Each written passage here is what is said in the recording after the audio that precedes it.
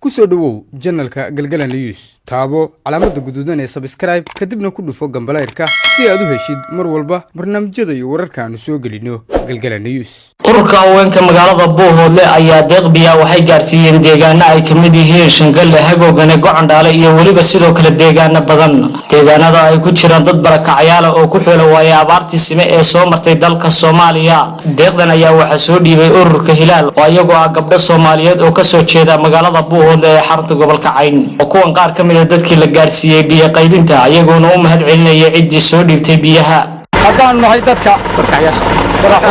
barakacayaasha ah ee degan magaalada Shangalle ee Buuhoodle daalkiisa waa raadan oo waa baahan dawladina wax nama siiso bilowaadan kale oo Ilaahay leeyahay oo kale oo loo yimaadana ma jiro eedan Ilaahay wuxuu tari karaa wixii uu tari karaa sabdaha walaalaha ee noo soo dhiibay saddexda booyood naguma filla maalin gelinkeed naguma filla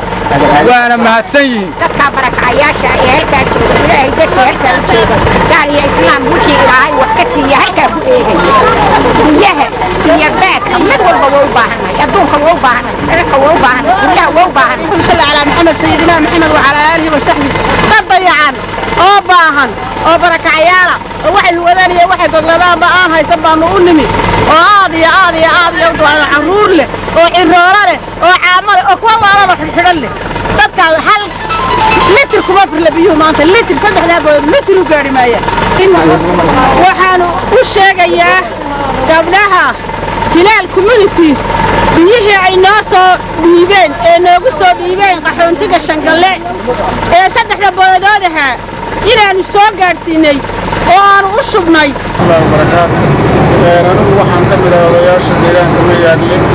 magacaygu waa Cumar Axmed Nool Xaaji Cabdille halkan intaan taaganahay waxaa taagan biyo caawimo ah oo ay soo bixiyeen hablaha ku midoobay ururka Hilaal waxaana soo gaaray laba booyadood Gocandhaalena way taagan yihiin waanu ka gudoonay iyagana Ilaahay subxaanahu wa tacaala waxaan uga baryaynaa meeshii ay ka soo saareen wax khayr qaba inuu Ilaahay ugu bedelo waa sadaqa weyn waa beer gubanaya oo la qaboojiyey aad noo digteen waxaanu geynay Shangalle waxaanu geynay saddex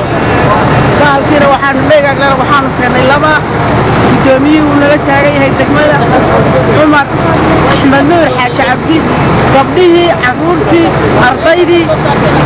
meeshii aad ka soo saartay khayr Allah idinku bedelo iyo walaal wayna soo gaareen alxamdulillaah rabbil caalamiin oo boodadka loo yimaado loo shubay ilaahay khayr biyaha waana soo gaareen haddaan nahay reer Gocandhaale ee ay wadeen